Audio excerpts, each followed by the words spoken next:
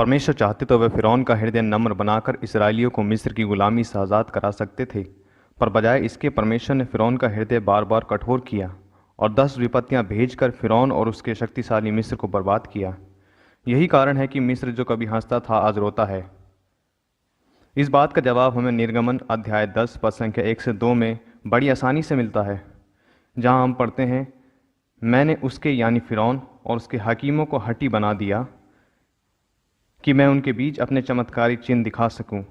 मैंने यह इसलिए भी किया कि तुम अपने बच्चों और पोते पोतियों को बता सको कि मैंने मिस्रियों का ठट्टा कैसे किया और उन चिन्हों के बारे में जो मैंने उनके बीच दिखाए थे, और इस तरह तुम जान लोगे कि मैं ही यहोवा हूँ। यही कारण है कि परमेश्वर ने फ़िरौन के हृदय को कठोर कर दिया, ताकि मिस्री और इज़राइलियों दोनों को यह दिखाया जा सके कि वह एक सच्चा परमेश्वर है। रुकिए, अभी बात पूरी नहीं हुई। हमें यह जानना जरूरी है कि यहूदी लोग जो कि एक सच्चे परमेश्वर की प्रजा हैं, उन्हें परमेश्वर ने ये चिन्ह क्यों दिखाए?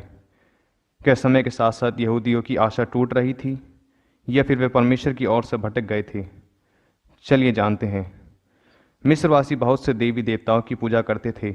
उदाहरण के तौर पर मिस्रवासी आइसिस नामक देवी में विश्वास करते थे।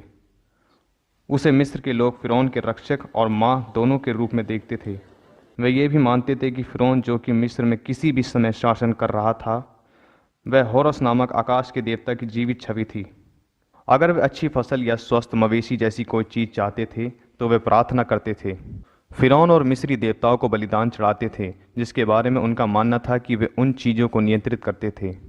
अब इजरायली जो लंबे समय से मिस्र में रह रहे थे और उनमें से कईयों का जन्म और पालन पोषण वहाँ हुआ था, इसलिए उनमें से कुछ ने वास्तविक ईश्वर में विश्वास करना बंद कर दिया था और मिस्र के धर्म का पालन करना शुरू कर दिया था और अपनी झूठी मूर्तियों से प्रार्थना करना शुरू भी कर दिया था।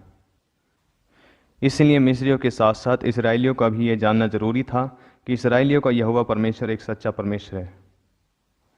तो आज के लिए बस इतना ही। इस वीडियो के अगले पार्ट में हम बात करेंगे कि परमेश्वर ने 10 विपत्तियां भेजकर ऐसा क्या किया जिसके बाद से ही मिस्र की शान और शौकत पूरी तरह से बर्बाद हो गई।